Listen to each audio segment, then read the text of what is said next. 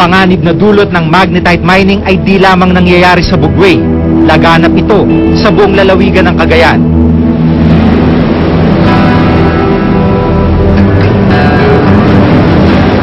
Rumaragasa ang alon sa dulong bahagi ng Apari. Sa panahong malakas ang alon, tanging ang mga sand barrier na ito ang nagsisilbing proteksyon ng mga residente laban sa hampas ng tubig.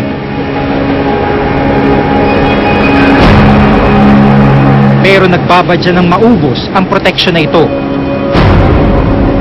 Ilang metro lamang mula sa tabing dagat, isang magnetite mining site ang aming natuklasan.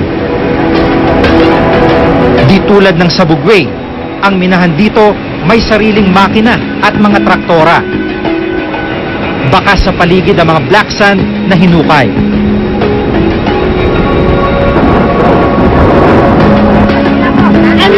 Nang araw na iyon, namataan namin ang pag-aalma ng ilang residente laban sa minahan.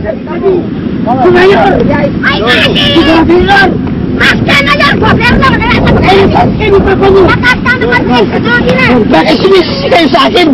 Ano kasalanan namin?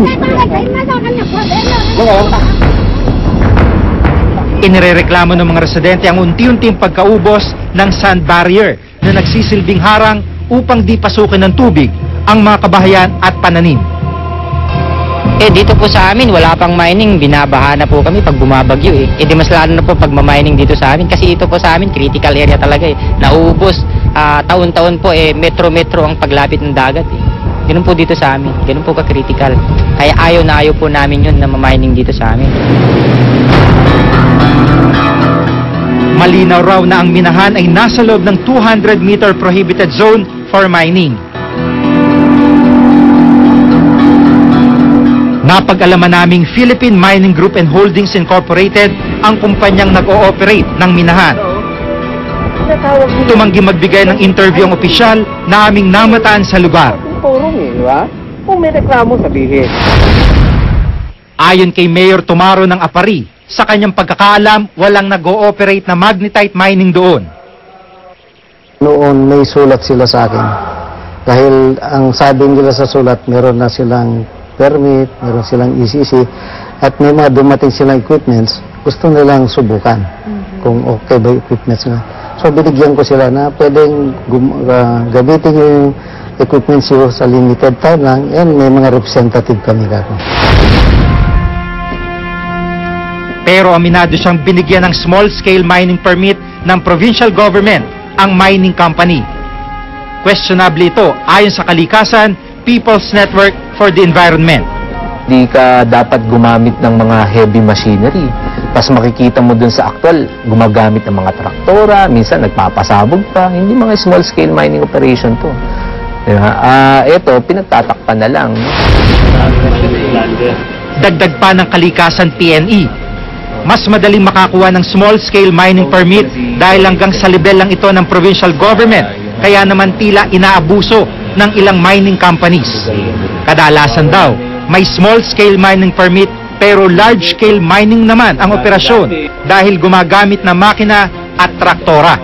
Mas mabilis ang proseso pag mag-apply ka ng small-scale mining permit. At the same time, mas maluwag yung mga requirements kasi hindi ka masyadong hinahanapan ng mga legal na dokumento, no? At dito, dahil hinahabol nga nila yung mabilis, yung mataas na presyo sa merkado, ay agad sila, nakakapag-operate. May mga, nga lang, no, 2 buwan, pwede na silang mag-operate dun sa communities, no? If an investor can fulfill all the necessary requirements of law for him to operate a mining claim, he has all the right to operate it. Maaaring konektado raw ang iba't ibang operasyon ng magnetite mining sa probinsya ng Cagayan. Kadalasan, mga dayuhan daw ang utak nito, ayon sa kalikasan PNE. Ang karaniwang modus operandi ng mga dayuhang korporasyong nito, particular doon yung mga Chinese and mga Koreans, even Australians, ay nakikipagkontsabahan sa mga Filipino corporations at sa mga ilang korap na opisyal dito sa gobyerno. Sa bayan ng Lalo, namataan namin ang mga barkong ito sa gilid ng ilog. At tila mga Chinese vessel na mukhang nakaantabay. Sa tabi ng mga barko, naroon ang mga operasyon ng minahan. Sa pamamagitan ng makina, iniiwalay ang purong magnetite sa nakolektang black sand mula sa iba't ibang lugar sa Cagayan. At ang basura ng minahan, diretso sa dagat.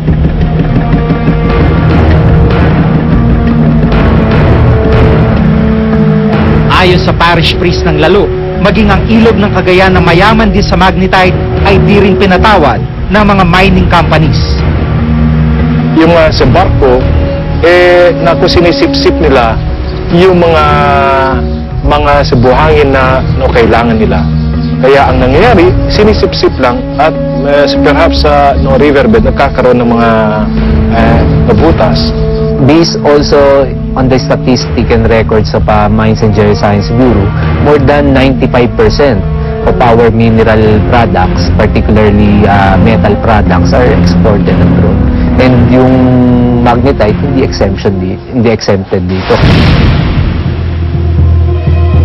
Ayon sa DNR, kailangan ng mas matinding pagpapatupad ng batas hinggil sa mga tinatawag na prohibited zones for mining. Iniimbestigahan na raw ng ahensya ang issue ng pagmamaniobra sa mga regulasyon ng pag-i-issue ng small-scale mining permit sa mga lalawigan. And we're working out with the Supreme Court and the Green Courts so that cases of environment violators are facilitated, including cases of our own employees. If they question the legality of my authority to grant the permit, let them challenge that authority. Let them challenge the permit I issued in the proper forum. This could be traced out. It could not be determined. The legality of this permit could not be determined in the streets, in media interviews such as this, but in the proper forum, which are the courts.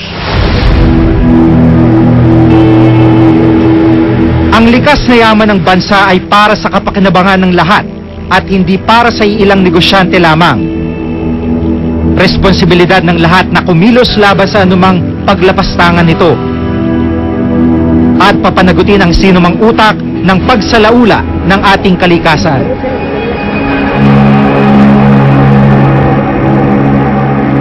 Ako si Giga Manikad at itong nakatala sa aking Reporter's Notebook.